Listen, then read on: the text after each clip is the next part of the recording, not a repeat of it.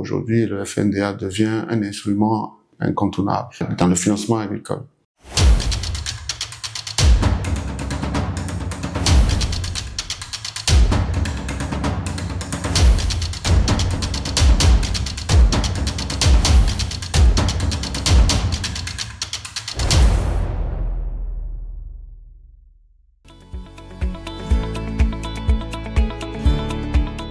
La coopération suisse a pour objectif d'abord d'accompagner le développement du fonds.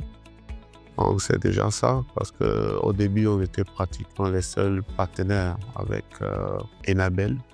Donc un peu d'accompagner le développement du fonds, donc l'appui institutionnel par rapport au fonds. Ça, c'est la première chose. La deuxième chose, c'est de contribuer au fonds.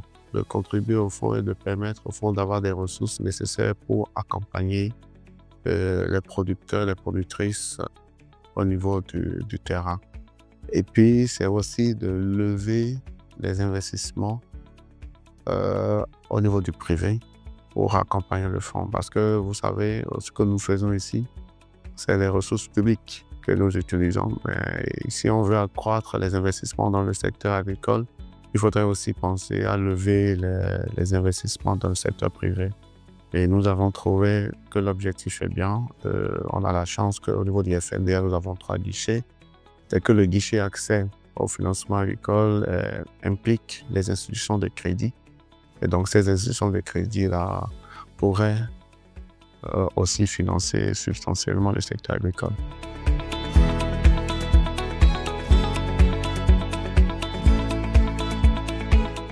Il faut noter que nous abandonnons le guichet 1 et le guichet 2. Le guichet 1, c'est par rapport à tout ce qui est infrastructure structurante et privée. Et le guichet 2, c'est tout ce qui est accès aux services non financiers. Donc, c'est les 2 fonds que nous abandonnons.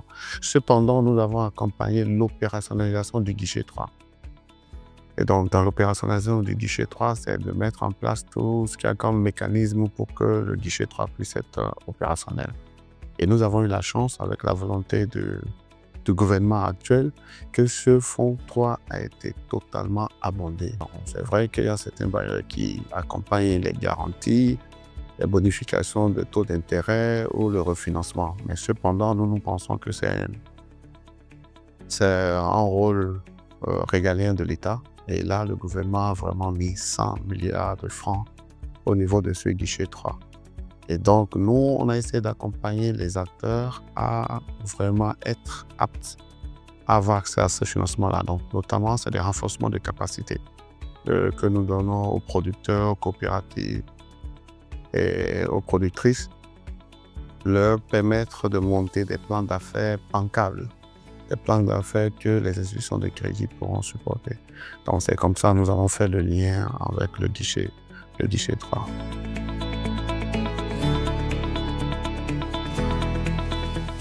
En termes de résultats, il faut savoir, je viens du terrain et j'étais très impressionné par ce qui se passe. On a vu que les coopératives, je donne l'exemple juste d'une coopérative à Bantais, les femmes étuveuses de riz et qui ont reçu le financement de FNDA et qui ont pu avoir le riz de qualité. Le FNDA leur a donné une trieuse optique qui leur permet de faire la sélection des grains de riz sur place et d'avoir le riz de qualité.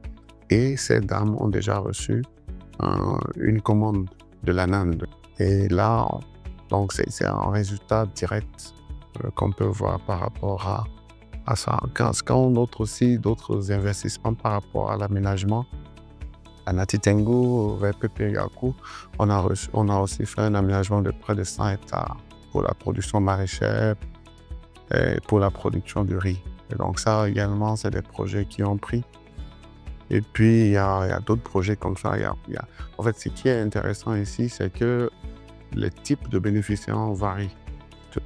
Les entreprises privées, les coopératives, mais également la commune. Aujourd'hui, les communes ont bénéficié, si on prend Gogounou par exemple, Gogounou a bénéficié de financement de FNDA pour baliser les couloirs de passage. La stratégie de la coopération suisse, c'est une contribution. On ne va pas mettre en œuvre directement le projet. Donc, ça montre que la capacité du FNDA est totalement renforcée. Au début, ce n'était pas facile parce que le besoin de financement était énorme.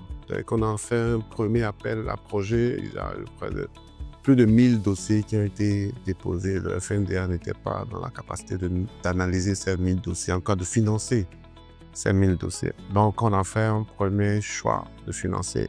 Et avec ce choix-là, on a voulu montrer aux gens que le financement agricole peut être une réalité.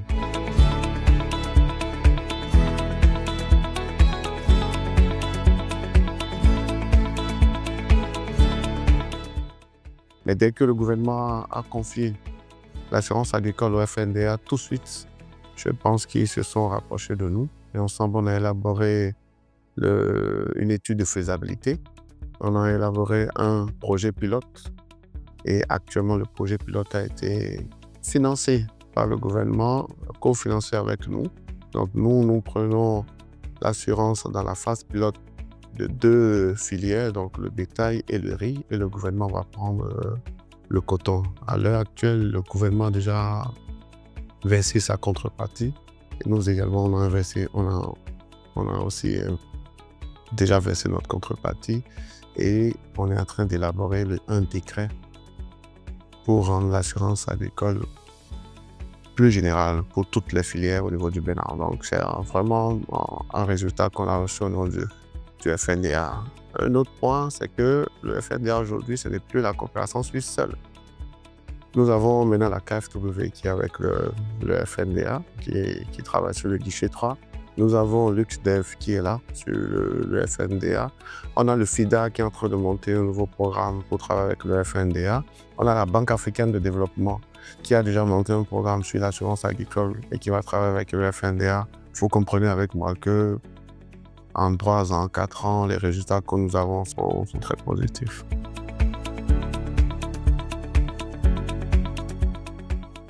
Pour cette phase qui est en train de finir, la première leçon, c'est qu'il faut renforcer la capacité des acteurs à mieux élaborer leurs projets. Ça, c'est la première chose. Deuxièmement, c'est le financement. Il faut que les procédures de financement soient beaucoup plus fluides. La troisième chose, c'est que l'équipe du FNDA doit être aussi renforcée. Elle doit être complétée par rapport à un certain nombre de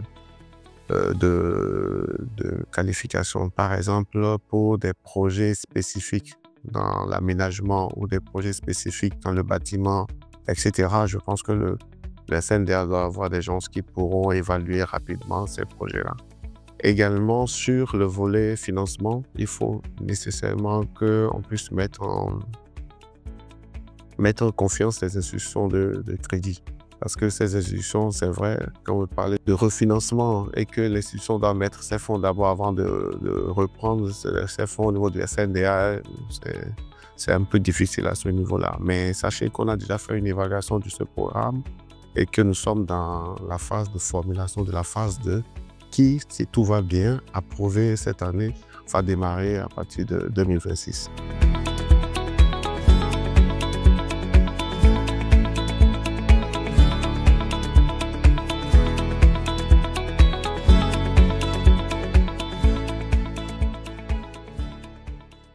Les orientations pour nous, c'est clair. On continue avec le financement agricole, l'accès au financement agricole. Et on va travailler beaucoup plus sur des filières parce que nous travaillons sur toutes les filières, hein, mais on va travailler beaucoup plus sur des filières qui sont liées à la nutrition, à l'alimentation, un peu pour faire le lien entre le financement agricole et la nutrition. Ça, on gardera ça. Et puis, on va beaucoup plus orienter le financement vers les aspects liés à la transformation agroalimentaire et vers la jeunesse et vers les femmes. Donc, c'est un peu nos orientations que nous avons pour la phase qui va venir, tout en gardant notre zone d'intervention comme une zone prioritaire, c'est-à-dire les 4 départements du Nord.